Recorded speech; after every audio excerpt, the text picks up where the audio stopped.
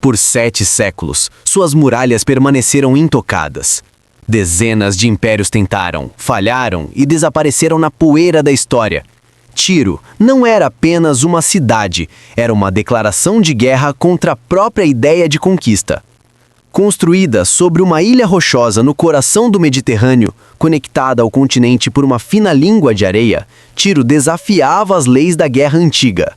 Seus navios controlavam rotas comerciais que se estendiam de Gibraltar às costas da Índia. Sua riqueza era lendária, seus soldados implacáveis. Nabucodonosor II, o terror da Babilônia, cercou suas muralhas por 13 anos consecutivos. 13 anos de catapultas, torres de cerco e milhares de mortos. O resultado? A cidade permaneceu de pé, rindo das pretensões do conquistador mais temido de sua época.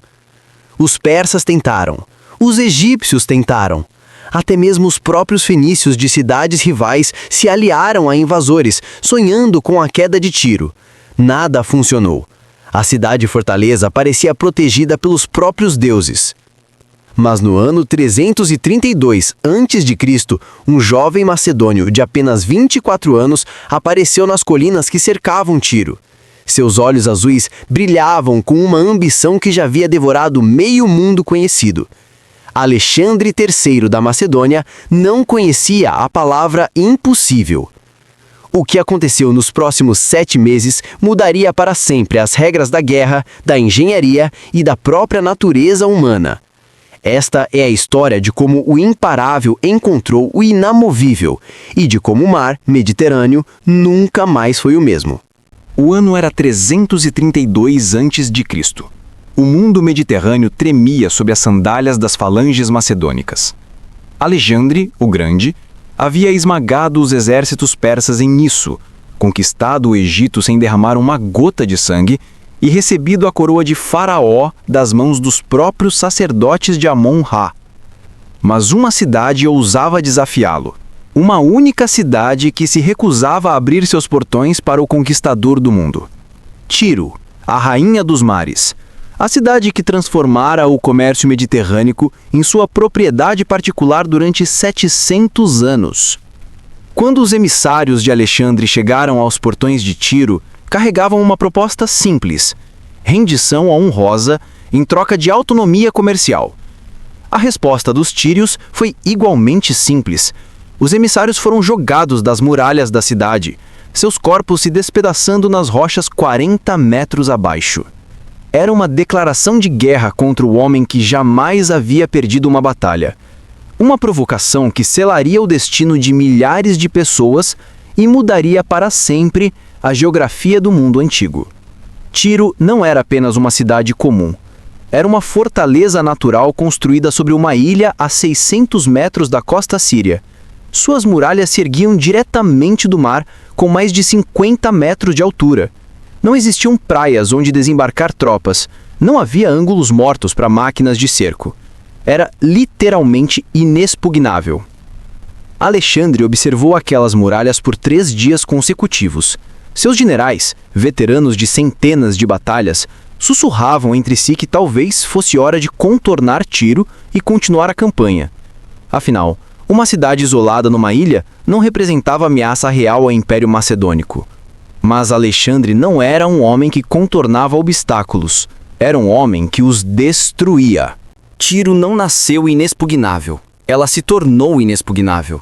Fundada pelos fenícios há mais de 1000 anos antes de Alexandre pisar em suas proximidades, a cidade original ficava no continente. Mas no século IX a.C., os tírios tomaram uma decisão que mudaria sua história para sempre. Abandonaram a cidade terrestre e se mudaram para uma pequena ilha rochosa a 600 metros da costa. A mudança não foi por acaso. Os assírios estavam expandindo seu império com uma brutalidade que fazia reis chorarem em seus palácios. Senaqueribe, Sargão II, Tiglat-Pileser III, nomes que eram sussurrados como maldições nas cortes do mundo antigo. Os fenícios de Tiro observaram cidades inteiras sendo arrasadas, populações sendo escravizadas, e tomaram a decisão mais audaciosa da história antiga: transformar o próprio mar em sua muralha. A engenharia necessária para essa mudança foi um milagre da antiguidade. Os tírios não simplesmente se mudaram, Eles reconstruíram uma civilização inteira sobre rochas batidas pelas ondas. Quarteirões residenciais foram escavados na pedra viva. Cisternas gigantescas foram cavadas para armazenar água doce trazida do continente. Portos foram construídos nas faces norte e sul da ilha, aproveitando cada centímetro de costa protegida. Mas a verdadeira genialidade de Tiro estava em suas muralhas. Erguidas diretamente das águas mediterrâneas, essas fortificações não tinham paralelo no mundo antigo. A parede sul, que enfrentava o mar aberto, subia 50 metros acima do nível da água. A parede norte, mais baixa, mas igualmente imponente, protegia os portos comerciais. Não existiam praias, não existiam pontos fracos. Qualquer inimigo teria que atacar a partir de navios, balançando nas ondas, mirando para cima contra defensores protegidos. Durante 700 anos, essa estratégia funcionou com perfeição matemática. Nabucodonosor II, o homem que destruiu Jerusalém e levou os judeus para o cativeiro babilônico, cercou Tiro por 13 anos. 13 anos! Suas catapultas arremessaram milhares de pedras contra aquelas muralhas. Suas torres de cerco flutuantes foram incendiadas pelos defensores. Seus soldados morreram aos milhares tentando escalar muros molhados pelas ondas. No final, o grande Nabucodonosor desistiu, humilhado. A riqueza de Tiro crescia a cada século. Seus mercadores controlavam rotas que se estendiam de Cádiz, na atual Espanha, até as costas da Índia. O púrpura tírio, extraído de milhares de caracóis murex, era mais valioso que ouro. Apenas reis e imperadores podiam usar roupas dessa cor. As oficinas de Tiro produziam vidro de qualidade incomparável, joias que adornavam rainhas persas, tecidos que vestiam faraós egípcios. Mais importante que a riqueza era o poder naval. A frota tíria era a mais avançada do mundo mediterrâneo.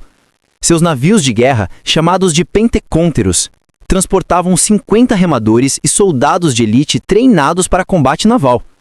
Suas galés comerciais, enormes para os padrões da época, carregavam cargas que alimentavam e vestiam meio mundo conhecido. Controlar Tiro significava controlar o Mediterrâneo. A religião também protegia a cidade. Os tírios adoravam Melkart, uma divindade que combinava aspectos de Baal com poderes marítimos. Segundo suas crenças, Melkart havia abençoado as muralhas de Tiro com proteção divina.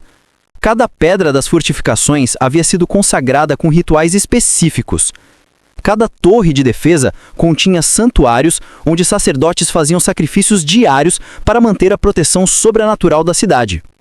Quando os persas conquistaram o Império Babilônico no século VI a.C., Tiro se tornou uma espécie de estado vassalo autônomo. Pagava tributos a Ciro, Dario e Xerxes, mas mantinha sua independência política e comercial. Era um arranjo que funcionava perfeitamente. Os persas recebiam ouro e navios de guerra, os tírios mantinham seu estilo de vida e suas rotas comerciais. Mas essa situação confortável estava prestes a desabar. Alexandre não era um rei persa satisfeito com tributos e formalidades.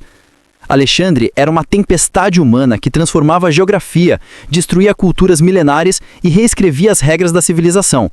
E essa tempestade estava se aproximando das muralhas inexpugnáveis de Tiro em 322 a.C. Alexandre chegou às proximidades de Tiro no início do inverno de 332 a.C., vindo do norte após sua vitória esmagadora sobre Dário III na Batalha de Isso.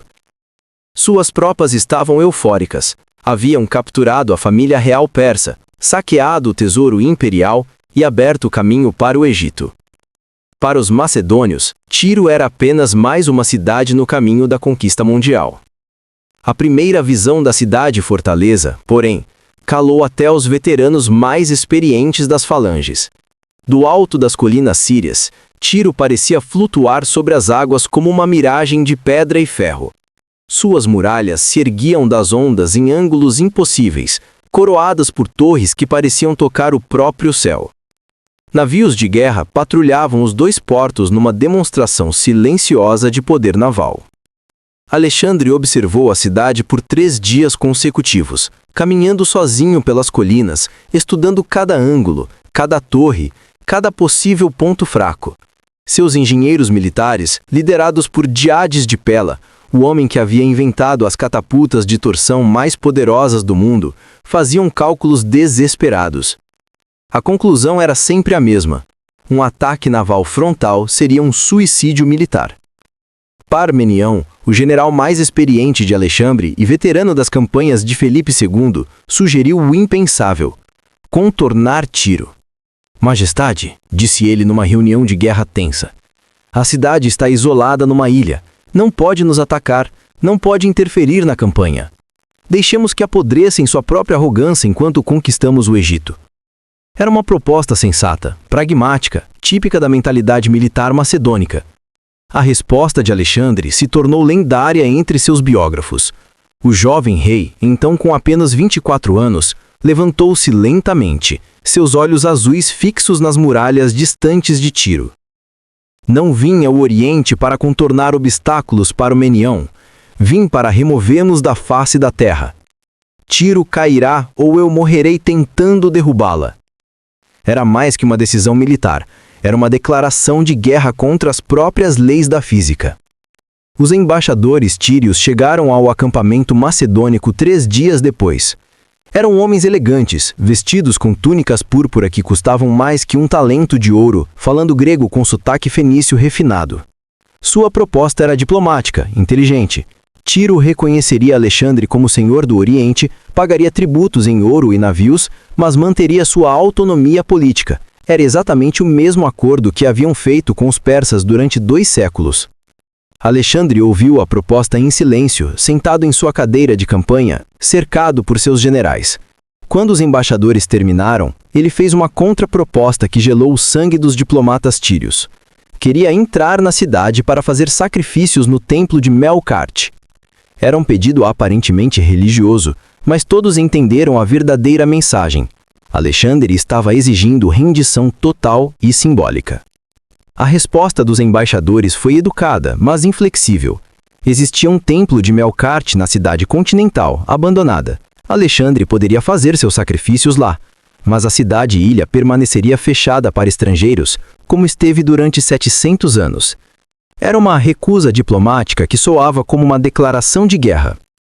Naquela noite, Alexandre convocou seus comandantes para uma reunião que duraria até o amanhecer.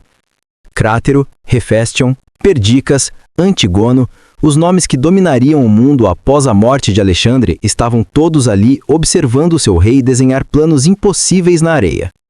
Alexandre não estava planejando um cerco comum, estava planejando algo que jamais havia sido tentado na história da guerra: construir uma ponte através do mar. A decisão estava tomada. Tiro havia desafiado Alexandre da Macedônia, e Alexandre da Macedônia não conhecia a palavra impossível. Nos próximos 7 meses, o mundo inteiro observaria uma luta épica entre o imparável e o inamovível. Uma luta que mudaria para sempre as regras da engenharia militar, da guerra de cerco e da própria natureza humana. O cerco de Tiro estava prestes a começar. Ideia que Alexandre apresentou a seus engenheiros era tão audaciosa que beirava a insanidade. Construir uma estrada de pedra e terra através de 600 metros de mar Mediterrâneo. Não uma ponte flutuante, não uma série de navios conectados, mas uma causeway sólida que permitisse às máquinas de cerco macedônicas atacar as muralhas de Tiro como se fosse uma cidade continental. Diades de Pela, um engenheiro-chefe, precisou de 3 dias para elaborar os cálculos básicos. O projeto era matematicamente complexo e fisicamente brutal.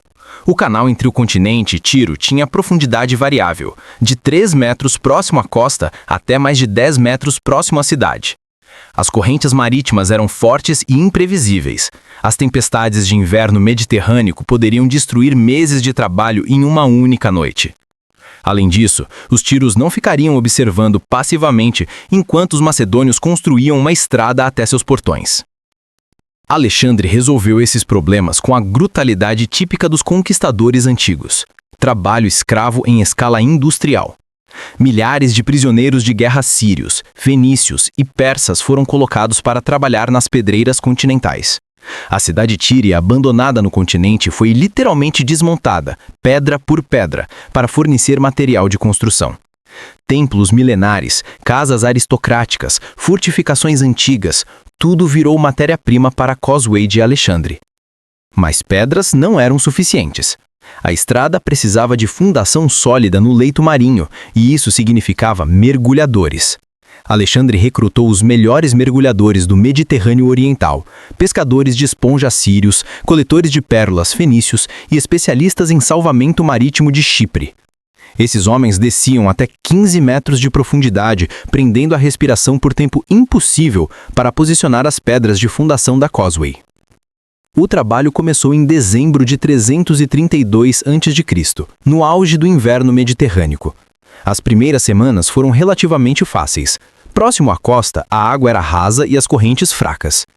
Os escravos trabalhavam em turnos de 12 horas, carregando cestas de pedra e argila, construindo uma base sólida metro por metro. Alexandre supervisionava pessoalmente, caminhando pela obra em construção, incentivando os trabalhadores, executando os preguiçosos. Conforme a Causeway se estendia mar adentro, os problemas se multiplicaram exponencialmente. A profundidade aumentava, tornando necessário despejar toneladas de pedras apenas para criar uma base estável. As correntes marítimas deslocavam o material durante a noite, obrigando os trabalhadores a refazer o mesmo trecho várias vezes. Pior ainda, os tírios finalmente reagiram. Os primeiros ataques tírios foram quase gentis em comparação com o que viria depois. Navios de guerra saíam dos portos de Tiro durante a madrugada, lançavam flechas incendiárias contra as estruturas de madeira da Causeway e fugiam antes que os macedônios pudessem reagir. Era guerra de guerrilha naval, rápida, brutal, eficaz. Alexandre perdeu dezenas de trabalhadores nesses ataques noturnos. A resposta macedônica foi típica de Alexandre: escalada total. 2 torres de cerco foram construídas na extremidade da Causeway, equipadas com catapultas e balistas para proteger os trabalhadores. Essas torres eram milagres da engenharia militar, estruturas de madeira de 20 metros de altura, cobertas com couro molhado para resistir a flechas incendiárias, equipadas com pontes levadiças para desembarcar tropas diretamente nas muralhas inimigas. Mas os tírios não eram amadores em guerra naval. Uma manhã de fevereiro, uma esquadra de navios incendiários, galés carregadas com enxofre, betume e madeira seca, navegou diretamente contra as torres macedônicas. O ataque foi suicida, mas devastadoramente eficaz.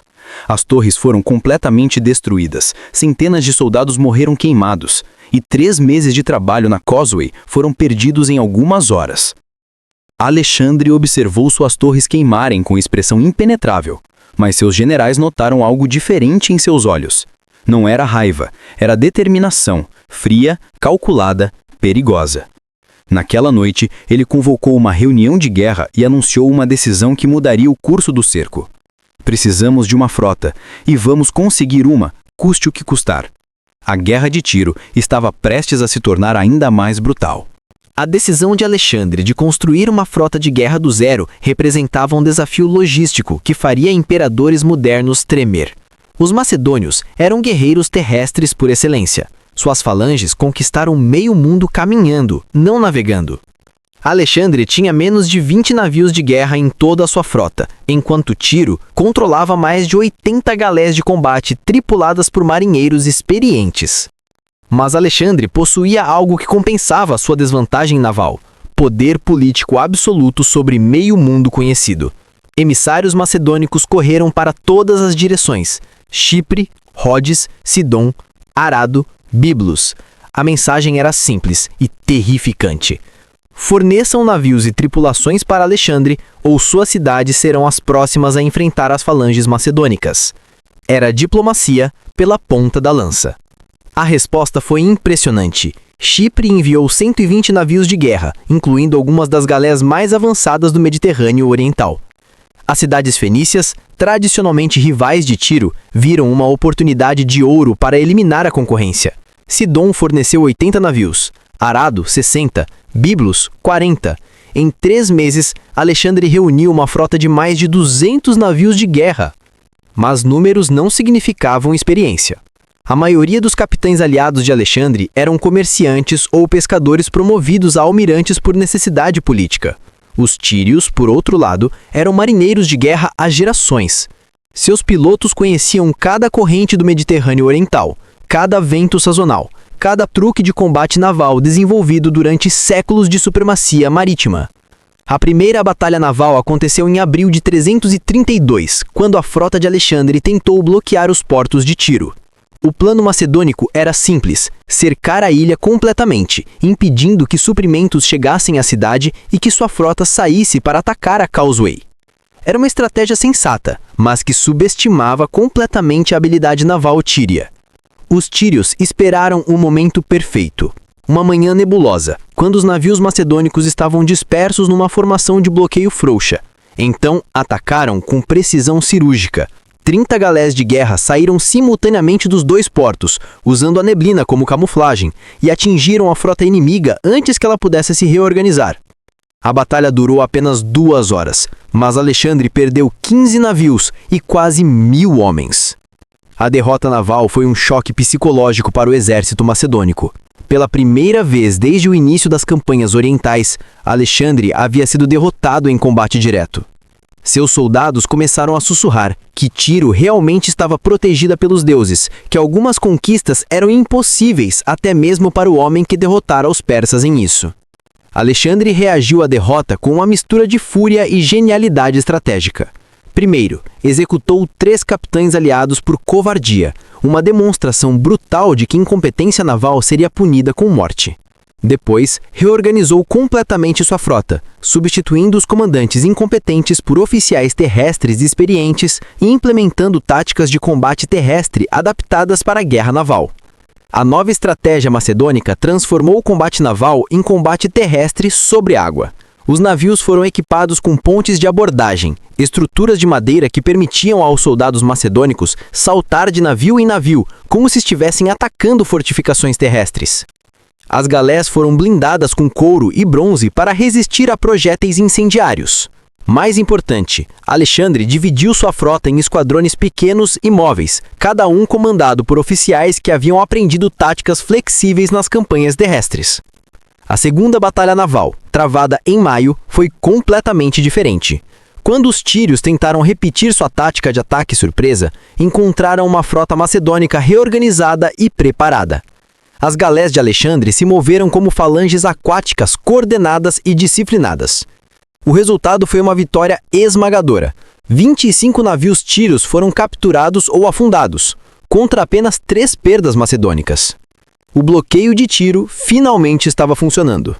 Com o controle naval estabelecido, Alexandre pôde finalmente concentrar toda a sua energia na reconstrução e extensão da Causeway. O trabalho recomeçou em junho de 332, mas agora com proteção naval adequada e recursos praticamente ilimitados.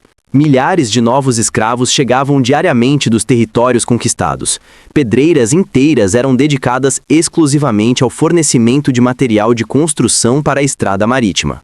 A nova Causeway era uma obra-prima da engenharia militar. Com 60 metros de largura na base e 30 metros no topo, ela era larga o suficiente para permitir o movimento simultâneo de várias máquinas de cerco. As laterais foram protegidas com muralhas de pedra para defender os trabalhadores contra ataques navais tírios. Torres de observação foram construídas a cada 100 metros, equipadas com sinais de fumaça para comunicação rápida com o continente. Mas o verdadeiro terror da Causeway eram as máquinas de guerra que Alexandre estava posicionando em sua extremidade. Catapultas de torção capazes de arrematar pedras de 50 quilos a uma distância de 300 metros. Balistas gigantes que disparavam lanças de ferro com precisão mortal. E torres de cerco móveis de 30 metros de altura equipadas com pontes de assalto e arietes suspensos. Os tírios observavam essa preparação com um crescente desespero. Suas muralhas, impenetráveis contra ataques navais, não haviam sido projetadas para resistir a um bombardeio terrestre sustentado. A pedra calcária local, perfeita para a construção naval, era vulnerável aos projéteis pesados das catapultas macedônicas. Pela primeira vez em 700 anos, as defesas de Tiro estavam realmente ameaçadas. A resposta tíria foi desesperada, mas engenhosa. Começaram a construir uma segunda linha de muralhas atrás da primeira. Trabalhando dia e noite, os cidadãos de Tiro demoliram casas inteiras para obter pedra de construção. Mulheres e crianças carregavam cestas de entulho. Velhos demais para lutar assumiram turnos de 12 horas nas novas fortificações. Era uma mobilização total de uma população que sabia estar lutando pela sobrevivência. Simultaneamente, os tírios enviaram emissários secretos para Cartago, sua antiga colônia no norte da África. A mensagem era um pedido desesperado de ajuda. Se Tiro caísse, Alexandre dominaria completamente o Mediterrâneo Oriental, e Cartago seria a próxima na lista de conquistas. Era um argumento convincente, mas que chegou tarde demais. Qualquer frota cartaginesa levaria meses para chegar ao Mediterrâneo Oriental. Em agosto de 332, a Causeway finalmente alcançou as muralhas de Tiro. O primeiro contato físico entre atacantes e defensores aconteceu numa manhã nebulosa, quando soldados macedônicos conseguiram escalar uma seção baixa da muralha norte. A luta foi brutal e corpo a corpo, lanças contra espadas curvas, escudos redondos contra escudos retangulares, disciplina macedônica contra desespero tírio. Alexandre liderou pessoalmente o primeiro assalto sério contra as muralhas.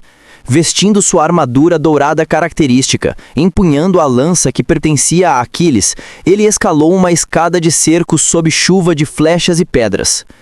Uma lança tíria perfurou seu escudo e atingiu seu ombro direito, mas o rei macedônico continuou lutando até conseguir plantar sua própria lança no topo da muralha. Era mais que liderança militar, era teatro psicológico destinado a quebrar a moral inimiga. Mas os tírios não se renderam. Mesmo com Alexandre literalmente sobre suas muralhas, continuaram lutando com ferocidade suicida.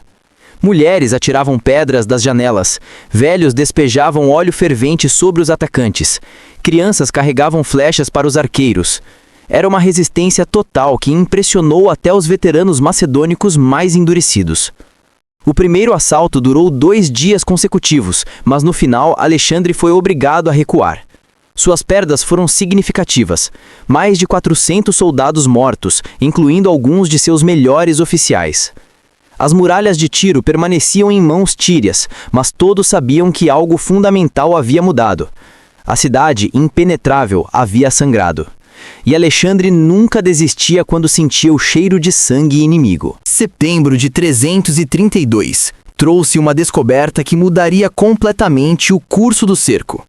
Mergulhadores macedônicos, explorando as fundações submarinas das muralhas tírias, descobriram que a parede sul, a mais alta e aparentemente mais forte, estava construída sobre areia e coral, não sobre rocha sólida. Era uma vulnerabilidade estrutural que os tírios haviam conseguido esconder durante 700 anos. Alexandre imediatamente ordenou a construção de equipamentos de mineração subaquática. Era uma tecnologia completamente nova, inventada especificamente para o cerco de Tiro. Estruturas de madeira flutuantes equipadas com ferramentas de escavação, operadas por mergulhadores que trabalhavam em turnos de 1 hora para escavar as fundações da muralha sul. Era perigoso, exaustivo, mas potencialmente decisivo. Enquanto os mineradores trabalhavam em segredo, Alexandre ordenou ataques diversivos contra as outras seções da muralha. Catapultas bombardeavam a parede norte, enquanto torres de cerco tentavam assaltar a parede leste. O objetivo era manter os defensores tírios ocupados e distraídos, impedindo que descobrissem o trabalho de mineração que estava minando, literalmente, suas defesas principais. Os tírios, porém, não eram completamente ingênuos. Espiões dentro da cidade relataram atividade suspeita próxima à muralha sul. Mergulhadores macedônicos apareciam e desapareciam nas águas. Estruturas estranhas flutuavam durante a madrugada, e o som de ferramentas subaquáticas podia ser ouvido pelos guardas noturnos. O Conselho de Guerra Tírio decidiu tomar medidas desesperadas. A resposta tíria foi brutal e eficaz. Correntes de ferro maciço foram estendidas subaquaticamente ao redor de toda a ilha, cada elo pesando mais de 10 quilos, criando uma rede mortal 5 metros abaixo da superfície. Mergulhadores suicidas tírias, amarrados às correntes por cordas de couro de boi, aguardavam os macedônios com punhais curvos embebidos em veneno de cobra síria. Era uma armadilha aquática que transformava todo o perímetro de Tiro numa zona de morte silenciosa. Alexandre observou os primeiros mergulhadores macedônicos emergirem das águas com cortes profundos e espuma na boca, sinais inequívocos de envenenamento. Em 3 dias, perdeu 17 dos seus melhores homens rã, incluindo Cleómenes de Náucrates, o mergulhador que havia encontrado a vulnerabilidade estrutural da Muralha Sul. A guerra subaquática se tornava mais mortal que os combates terrestres. Mas Alexandre não era um homem que aceitava derrotas técnicas. Convocou seus engenheiros para uma sessão de brainstorming que durou 48 horas consecutivas. A solução que emergiram foi tipicamente macedônica. Se não podiam passar por baixo das correntes, iriam destruí-las de cima. Catapultas especiais foram modificadas para disparar ganchos de ferro ligados a cabos de couro de boi. A operação Quebra-Correntes começou numa madrugada sem lua de outubro. 20 catapultas dispararam simultaneamente, seus ganchos mergulhando nas águas escuras ao redor de Tiro. Quando os cabos se esticaram, puxados por dezenas de bois no continente, o som foi ensurdecedor. Ferro se partindo, correntes se despedaçando, estruturas submarinas inteiras sendo arrancadas do fundo do mar. Em 6 horas, 7 séculos de defesas navais tírias foram literalmente despedaçados. Com as correntes destruídas, os mergulhadores macedônicos retomaram seu trabalho de mineração com vingança. Trabalhando em turnos de 2 horas, protegidos por redes anti-mergulhador e escoltados por soldados aquáticos armados com tridentes, eles escavaram túneis horizontais na base da Muralha Sul. Era trabalho de formiga, perigoso e exaustivo, mas puramente matemático. Em 15 de outubro, a seção minerada da muralha começou a apresentar os primeiros sinais de instabilidade estrutural. Pedras começaram a cair das juntas superiores. Durante as tempestades noturnas, os guardas tírios relataram que podiam ouvir gemidos vindos das profundezas da própria muralha. A cidade inexpugnável estava literalmente desmoronando por baixo e todos sabiam que era só questão de dias antes do colapso final. A manhã de 26 de setembro de 332 a.C. amanheceu com um silêncio sobrenatural. Após 7 meses de combate ininterrupto, tanto macedônios quanto tírios sabiam que o momento decisivo havia chegado. A seção minerada da Muralha Sul apresentava rachaduras que se estendiam por toda a sua altura. Alexandre ordenou que suas catapultas concentrassem fogo naquele ponto específico, enquanto suas tropas de elite se preparavam para o assalto final. O bombardeio começou ao amanhecer e continuou por 6 horas consecutivas. Pedras de 50 quilos voavam através do ar numa cadência implacável, uma a cada 15 segundos com precisão matemática. A seção danificada da muralha começou a desmoronar pedra por pedra, criando uma brecha que crescia a cada projétil. Aos poucos, pela primeira vez em 700 anos, as defesas de Tiro estavam sendo literalmente destruídas. Às 2 da tarde, a brecha tinha 15 metros de largura. Alexandre, vestindo sua armadura dourada completa, posicionou-se na primeira linha de ataque. Ao seu lado estavam seus melhores comandantes, Hefestion, seu mais próximo amigo, Pérdicas, veterano de 100 batalhas, Leônatos, especialista em combate urbano. Era a elite absoluta do exército macedônico, liderada pelo próprio rei. O ataque final começou com Alexandre correndo em direção à brecha, seguido por 200 soldados da Guarda Real. Mas os tírios estavam preparados. Haviam construído barricadas internas atrás da muralha danificada, posicionado arqueiros em todos os telhados próximos e preparado armadilhas mortais nas ruas estreitas da cidade. O que seguiu foi o combate urbano mais brutal da antiguidade.